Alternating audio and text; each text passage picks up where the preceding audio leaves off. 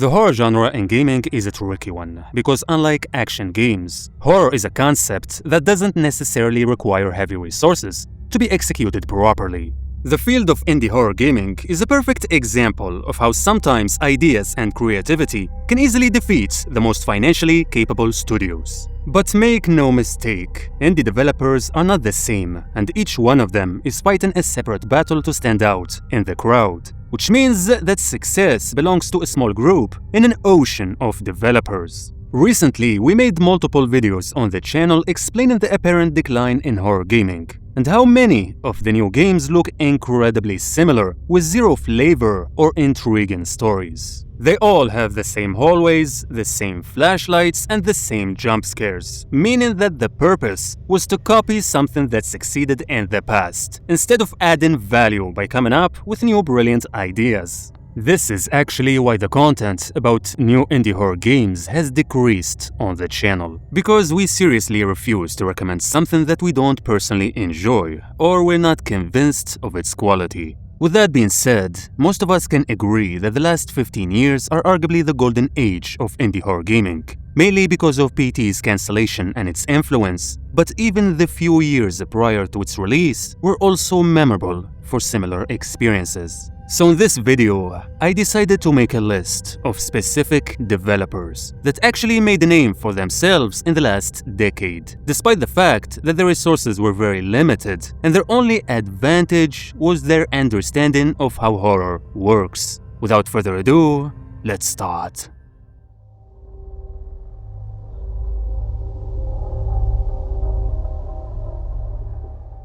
Frictional Games is one of the oldest indie horror studios out there, if we're talking about the modern psychological style of first-person titles. They were among the first developers to invest in such experiences, during a time when players were not even paying attention. The timeline in question is 2007, the generation of PlayStation 3 and Xbox 360. But also the era in which action in horror became more prominent than ever.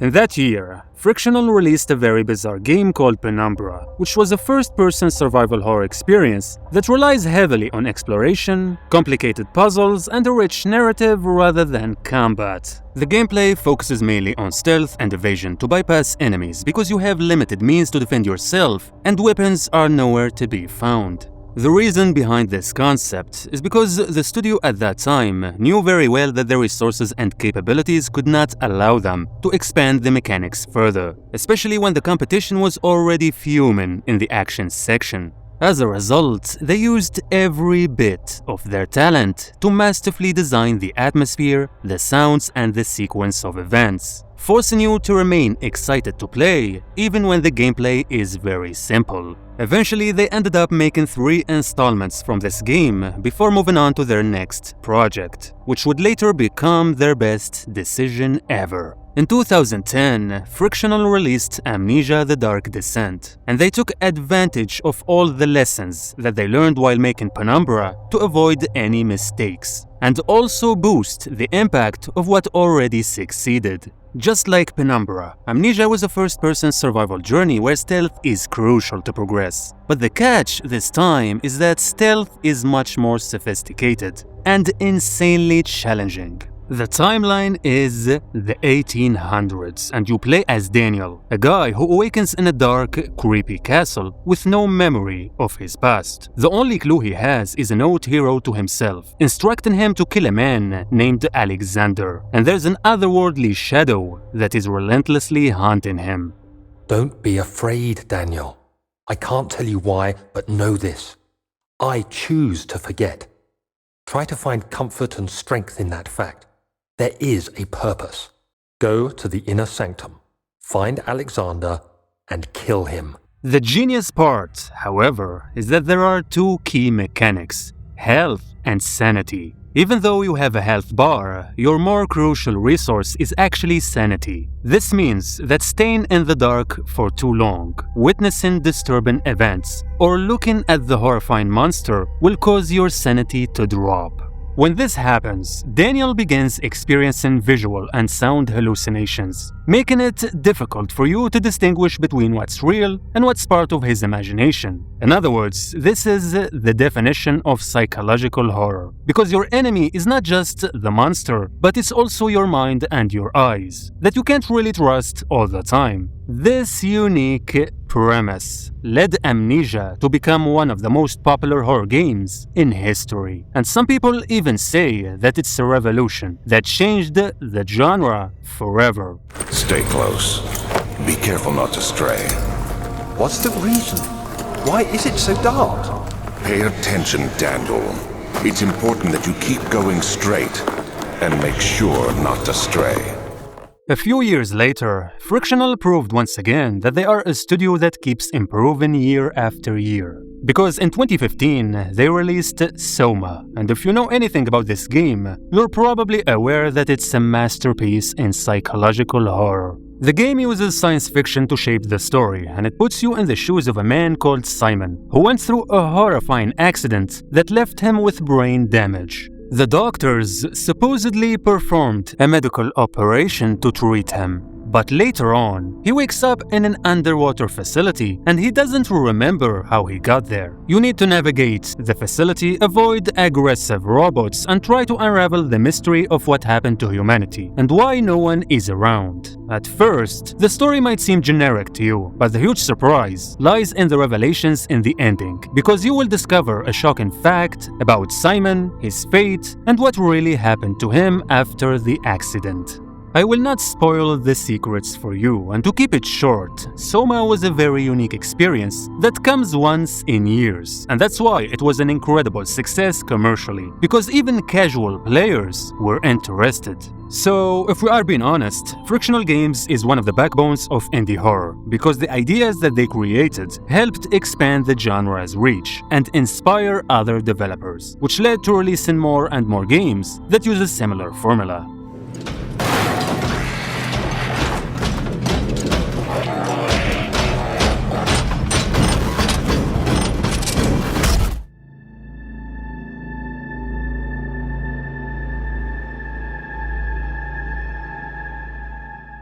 Just like Frictional, Red Barrels is a studio that belongs to the pre-PT era, but the difference is that they had more sources to get inspirations from, and they knew exactly what they wanted to do from the very beginning. In September 2013, they released a mysterious first-person horror game that no one really expected much from, and it was initially seen as a normal release from a studio that has no history whatsoever. This game is called Outlast, and it revolves around the journalist Miles, who's investigating a remote psychiatric hospital called Mount Massive Asylum after receiving an anonymous tip. Miles is not a fighter, and all he has is a camera that can help him navigate the dark environment and record events relevant to his investigation. He knew that something about the hospital felt fishy, but what he didn't anticipate is that nothing about it makes sense, and leaving the place will not be as easy as going inside. The patients in the hospital are entirely insane, and they are so violent for no reason, even against each other, which is mainly due to the sinister experiments that were conducted on them.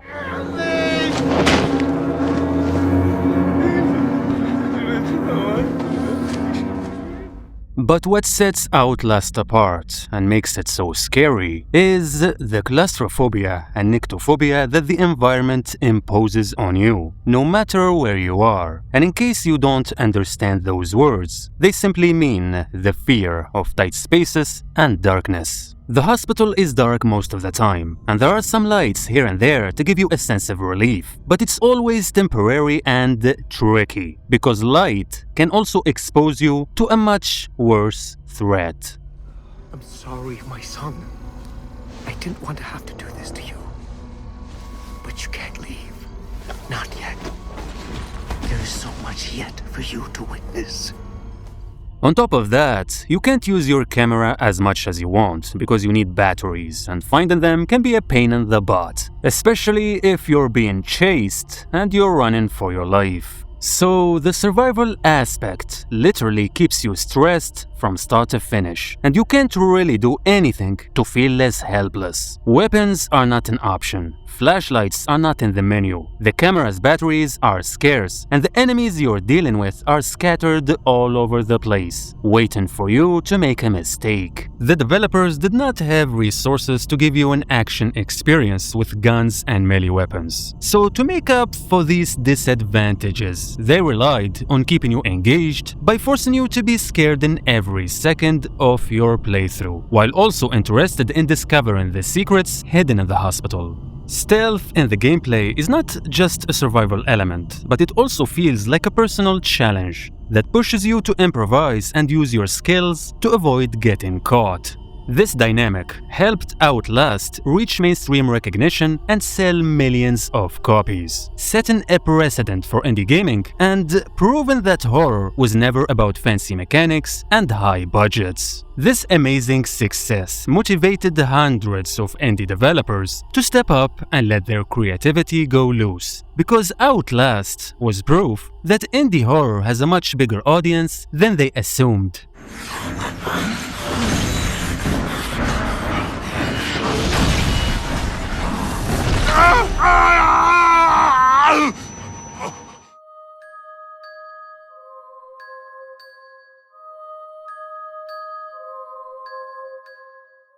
Now that I've already mentioned the relatively big indie studios in the horror genre, it's time to give the smaller ones a chance. Because believe it or not, Chilla's Art is a team of 2 people only, and they are 2 brothers. They release horror games regularly, and every title belongs to the same series. But what makes them exceptionally unique is their focus on horror in the ordinary, meaning that they turn everyday situations into terrifying stories.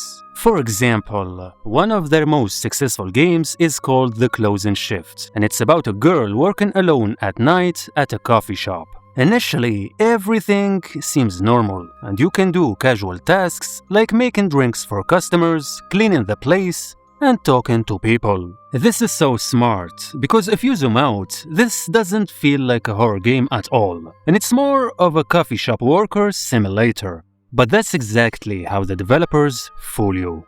Over time, bizarre occurrences begin to happen, gradually and separately. But they pile up to create a disturbing scenario in your mind. This includes uncanny behavior from customers, sudden noises, and a feeling of being watched. Eventually, you begin to see evidence of a stalker, and even though you don't feel it directly, the possibility alone is enough to turn your job into a nightmarish ordeal. The reason why this sequence of events is spooky is because it's derived from the real-world fear of being stalked and the vulnerability of working alone at night, which is literally something that can happen to any of us.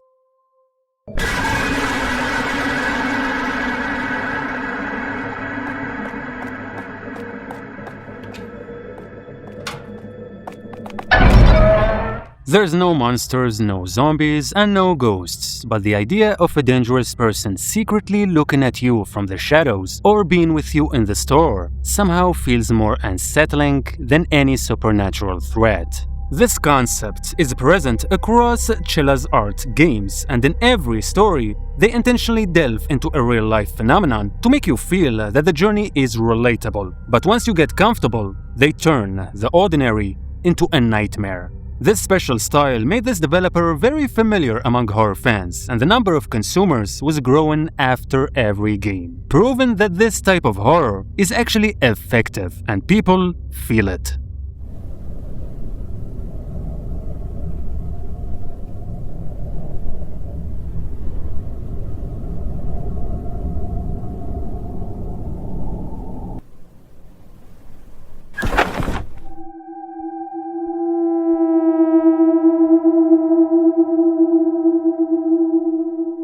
N4BA is an indie developer like no other, because if I'm being honest, he's basically the only one that scared the crap out of me without even trying. He succeeded in doing this by using elements that I mentioned about all the previous developers. But his talent is that he can deliver the same impact in a very short time and much more simply. The best example I can use is Wrong Floor. This entire experience is about 15 minutes long, but believe me when I say that every second is pure stress, fear, and anticipation of what possibly can happen. There's no story or any clear mission. You begin the game in a building at night and you use the elevator to reach the other floor. But for some reason, the elevator suddenly malfunctions, dropping you to the wrong floor, which is a dark, abandoned basement. When I say dark, I don't use this word lightly in this case, because the darkness that you'll witness here is something that I've never felt in any horror game before. And I'm not exaggerating when I tell you that it makes you feel like you're inside the darkness in real life.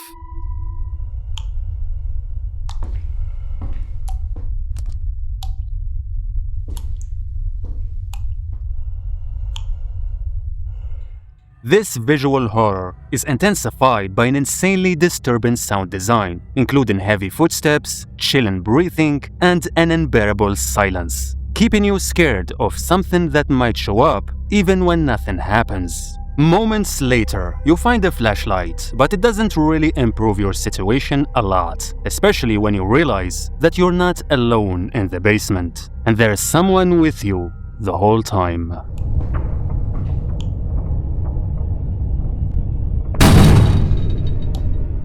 This is when fear reaches record levels. The backstory of the creature in the basement is completely ambiguous and you don't even see him directly. The game plays with your mind by making him move like a silent stalker rather than a vicious monster, which means that you can hear him walk behind you in the dark, but you can't face him. Believe me, no matter how much I describe it to you, you can only understand the torture of the stress when the headphones are on your head and you're living the experience by yourself. Although the entire playthrough is less than 20 minutes and your objective is restoring power and fixing the elevator, the moments that you spend in the basement are enough to give you the horror that you signed up for. The developer did not use any complicated mechanics to achieve this. He simply weaponized darkness, silence, and the fear of the unknown, forcing you to be scared of anything hiding in the shadows just because you can't see it or hear it clearly.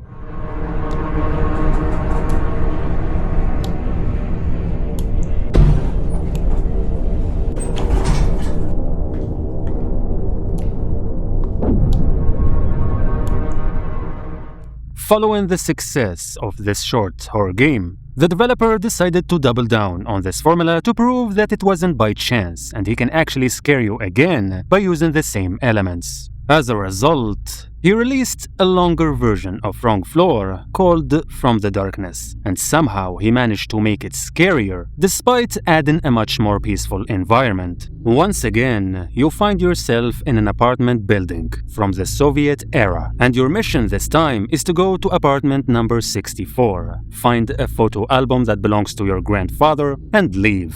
However, it's easier said than done, because once you step inside the apartment, you can't really control your fate when it comes to leaving it. In the first few minutes, everything around you seems very normal. The flat is seemingly empty and you can explore the kitchen and living room, hoping to find the photo album. But as time passes, you start having a bizarre sense of being watched, and some supernatural occurrences begin to happen, such as the lights turning on and off and the doors shutting on their own.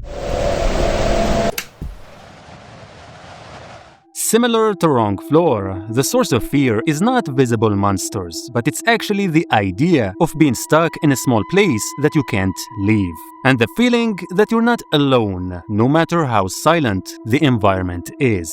Furthermore, darkness is also used as a weapon against you, because in certain moments, the lights can go out entirely and you can find yourself completely blind, but you still hear creepy sounds indicating that someone is moving. Eventually, the threat around you becomes more and more obvious, and you can see glimpses of a person looking at you before hiding away. And then you see him breaking the lamp to keep you in the dark.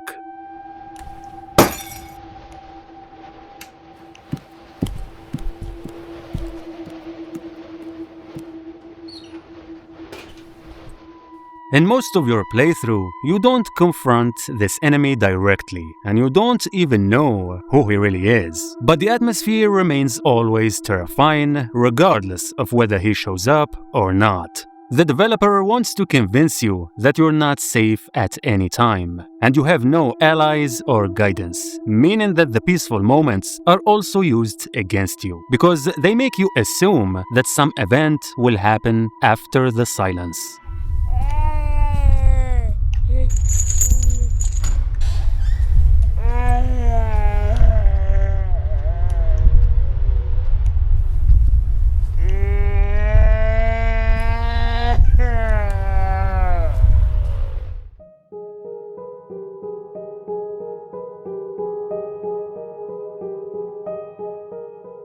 I needed to add Red Candle to the list because this studio is the cherry on the cake, and their style differs from all the developers I mentioned. It's a Taiwanese team that specializes in using Taiwanese folklore and deep stories to compose their horror games, which means that in order to understand how scary their games are, you need to focus on the storyline and narrative.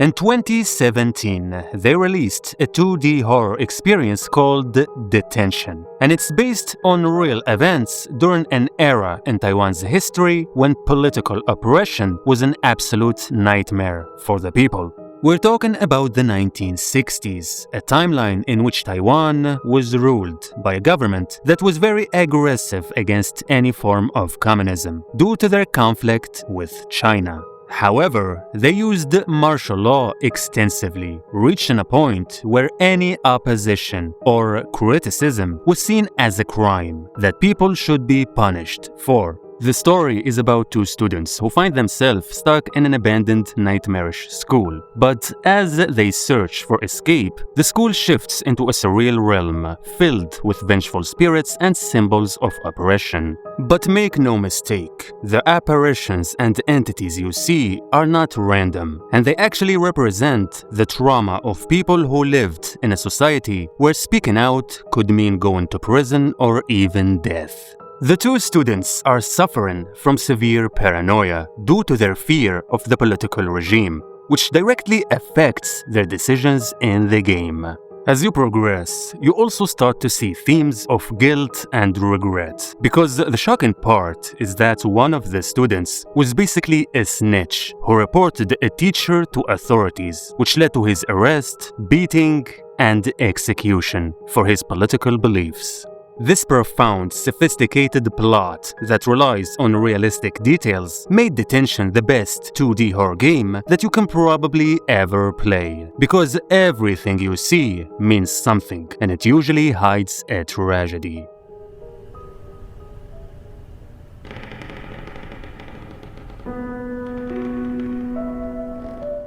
A few years later, Red Candle released Devotion, and in my opinion, this is the most memorable PT-like horror game in the last decade.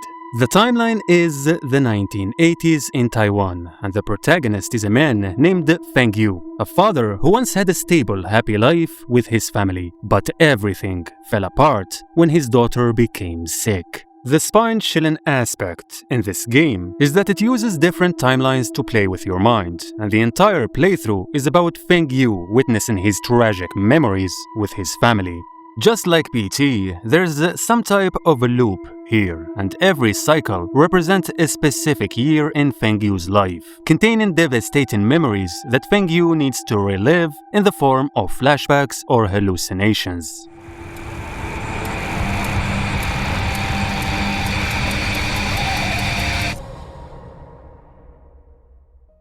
Every time he enters the house, he finds clues and items that highlight different sides of his past life, including his wife's career, his financial collapse, and his daughter's sickness. The house can also reshape itself to manifest how he used to live with his wife and how they were once happy before the family began to crumble. The reason Myuu is seeing all of this is his guilt and regret regarding what he did to his wife and daughter. Because even though he might seem like a caring family man at first, the reality is that Myuu lost his mind at some point and he became abusive toward his wife, forcing her to leave. His attitude shifted over time due to the decline of his career and his feeling of helplessness, especially when his wife became the provider for the family and she was the one putting food on the table. However, the straw that broke the camel's back was his daughter's disease, because seeing her suffering in front of his eyes literally drove him insane. Fengyu loved his daughter so much, and across your gameplay you can see many memories of them together. But these memories range from happy moments to painful nightmares that he wishes to forget. 爸爸，你看这里有个洞哎！